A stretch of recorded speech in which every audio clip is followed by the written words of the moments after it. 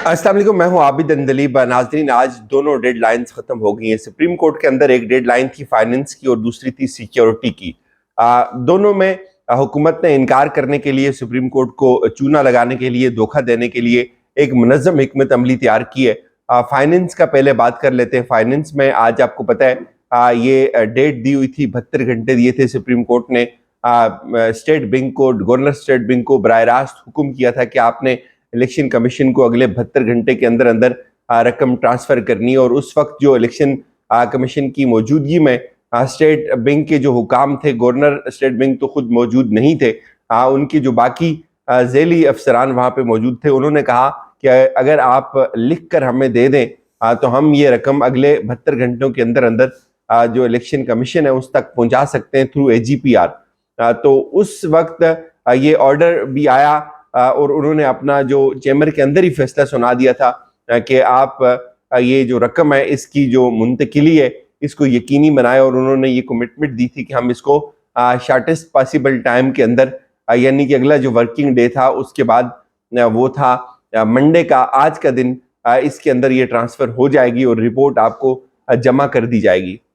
और इसके बाद आपको पता है बड़ी हंगामी मुलाकातें शुरू हुई और मुलाकातों के बाद ये तय पाया कि इलेक्शन कमीशन को जो है वो 21 अरब की ट्रांसफ़र नहीं करनी है। गवर्नर स्टेट बैंक के आने तक ये बहाना बनाया जाएगा। कुछ अफसरान थे जिन्होंने कहा कि हमें सुप्रीम कोर्ट उड़ा देगी, तो उनको यकीन दहानियाँ करवाई, उनको तसल्ली करवाई, लेकिन उसके बावजूद भी कुछ लोग थे वो बज़िद थे कि हम कुर्बानी का बकरा हमें ना बनाया जाए। ये सियासतदानों की लड़ाई है और ये सियासतदान कल फिर वापस आ जाएंगे और जो हम मुलाजमत पेशा लोग हैं हमारे लिए बड़े मसाइल होंगे। लेकिन उसके बावजूद हुकूमत उनको मैनेज करने में कामयाब हुई। और मैंने जैसे आपको कल भी बताया था कि इस वक्त तक कोई पेशरफ नहीं हो रही स्टेट बैंक के यहाँ कि वो रकम ट्रांसफ़र नहीं करेंगे या नहीं करेंगे। तो उसके बाद अब चूँकि कुछ अफसरान जो थे वो डट गए, उन्होंने कहा कि हमें हर सूरत ये रकम ट्रांसफ़र करनी होगी। लेकिन उसके बाद अब आज फिर एक दफ़ा कौमी असम्बली की जो है वो कायमा कमेटी बराए ख़जाना जो है उसका फिर इजलास तलब किया गया है कि उसके ज़रिए से इस सुप्रीम कोर्ट के इस फैसले के ऊपर अमल दरामद होने से रोका जाए, स्टेट बैंक को मना किया जाए कि वो रकम ट्रांसफ़र ना करे। और ये जो लड़ाई है बिल्कुल आखिरी मरहल के अंदर दाखिल है और बज़ाहिर यही लगता है कि जो स्टेट बैंक के हुकाम है वो रकम आज ट्रांसफ़र नहीं कर रहे। और ये मौक़िफ़ भी अपनाया जाएगा कि हमें तो जो कानून के अंदर कोई ऐसी गुंजाइश नहीं थी कि जो रकम है वो इस तरह से बराह रास्त ट्रांसफ़र कर दी जाए। और जो कायमा कमेटी है बराए ख़जाना है उसकी तरफ से भी इसको मुस्तरद कर दिया गया है और उससे पहले काबीना की तरफ से भी इसको मुस्तरद किया गया था। तो लिहाजा हमारे लिए बड़ा मुश्किल होगा। तो इसका सहारा लेके शायद वो कुछ दिन मज़ीद हासिल करने की कोशिश करेंगे। और दूसरा, उनके पास जो ग्राउंड होगी वो गवर्नर स्टेट बैंक का बताया जाएगा कि वो यहाँ पर मौजूद नहीं है और ये बहाना तराशा जाएगा। तो इतलात ये है कि सुप्रीम कोर्ट इन दोनों बहानों को बड़ी करीब से देख रही है और ये दोनों बहाने मुस्तरद हो जाएंगे और एक दो बंदे अदालत खड़का देगी इस दौरान ही अपनी आर्डर मनवाने के लिए, अपनी रिट कायम करने के लिए तौहीन अदालत में। और अब ये देखना ही है कि उसकी जद में कौन आता है और ये फैसला भी अगले कोई 22-24 घंटे के अंदर अंदर हो जाएगा। और दूसरा जो मामला था वो सिक्योरिटी का मामला था। और सिक्योरिटी पे आपको पता है जब से ये सिलसिला शुरू हुआ तो सिक्योरिटी के ऊपर के नाम के ऊपर ऑपरेशंस शुरू कर दिए गए। कच्चे के इलाके में भी ऑपरेशन शुरू हुआ, उसके अंदर गाड़ियां भी भेजी गई और आप हैरान होंगे ये जान करके वहाँ अभी तक जो है वो सिर्फ एक जो डाकू है उसके मरने की इतलात है, बाकी सब वहाँ भी नॉर्मल चल रहा है। तो इस तरह अब जो सिक्योरिटी का मामला है वो भी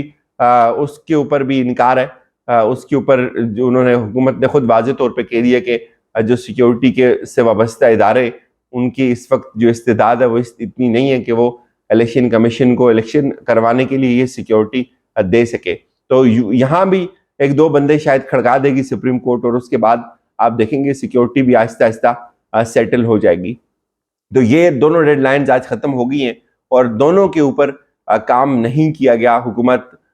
इसके दरमियान रुकावट है। हुकूमत ने स्टेट बैंक के हुकाम को भी मना किया और इसी तरह जो सिक्योरिटी से वाबस्ता इदारे हैं वो भी सुप्रीम कोर्ट के ऑर्डर को कंप्लाई करते हुए नज़र नहीं आ रहे। بات یہاں تک بھی جا سکتی ہے کہ ان سے متعلقہ جو 2 وزارتیں اسحاق ڈار کی اور خواجہ آصف کی، ان کی نااہلی تک بھی صورتحال جا سکتی ہے۔ سپریم کورٹ چونکہ اس حد تک بھی جا سکتی ہے، حالات ایسے بنا دیے گئے۔ تو ان دونوں ڈیڈ لائنز کے ختم ہونے کے بعد آپ کو چیزیں بہت تیزی سے بدلتی ہوئی نظر آئیں گی، اور عدالت کا غصہ آپ کو نظر آئے گا اگلے 24 سے 48 گھنٹوں کے اندر اندر شاید چیزیں بہت حد تک تبدیل ہو جائیں۔ یہ صورتحال تو ڈیڈ لائنز کی تھی، اور اب ذرا میں آپ کو بتاؤں کشمیر کے اندر آج انتخاب ہے وزیر اعظم آزاد کشمیر کا، اور تحریک انصاف نے ابھی تک جو اپنا کینڈیڈیٹ ہے اس کو نامینیٹ نہیں کیا، جس کا فائدہ بھی اٹھایا جا رہا ہے اور جس کا نقصان بھی ہو رہا ہے تحریک انصاف کو۔ فائدہ اس طرح سے اٹھایا جا رہا ہے کہ 2 روز تک تحریک انصاف کے پاس 27 نمبر تھے، لیکن اب آخری اطلاعات کے مطابق جو تحریک انصاف کے پاس کل لوگ بچ گئے وہ 24 ہی ہیں۔ 3 لوگ مزید ان کے غائب ہو گئے، اور غائب اس طرح سے ہوئے ہیں کہ ان میں سے ایک شخص جو شیخ رشید کا حمایت یافتہ ہے وہ بھی ان کا حصہ بن گیا۔ اس کے ساتھ ساتھ ایک ریزرو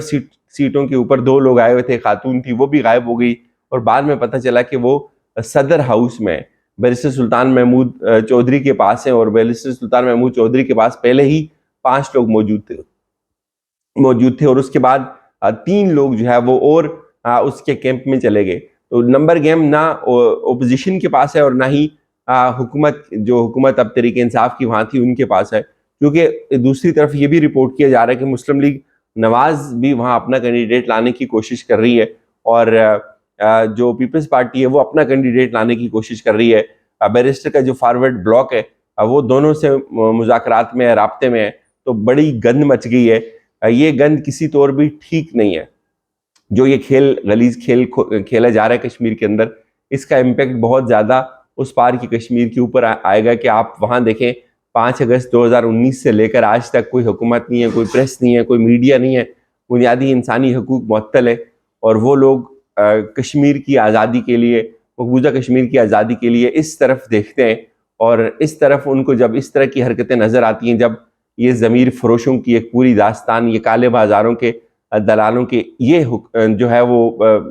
ان کے کارنامے آپ کو نظر آتے ہیں، تو بتائیں وہ خود کیا سوچتے ہوں گے۔ بالکل سندھ ہاؤس جیسا ماحول ہے، ہر فریق جو ہے وہ اس نے پیسہ تیار کر کے رکھا ہوا ہے الیکشن میں اترنے کے لیے، تو لوگ ضمیر فروشی کر رہے ہیں، اور اس کا سب سے زیادہ نقصان تحریک آزادی کشمیر کو ہو رہا ہے، اور اس طرف کے جو کشمیری ہیں جو اس وقت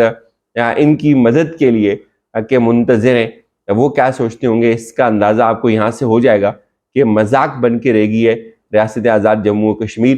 اور بالکل ایک کٹھ پتلی ریاست ہے، اس سے زیادہ مجھے نہیں لگتا اس کی کوئی حیثیت ہوگی، چونکہ جس طرح سے ہانکا جا رہا ہے وہاں کے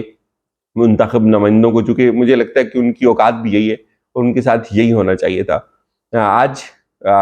آخری دن ہے، امید ہے آج انتخاب ہو جائے گا،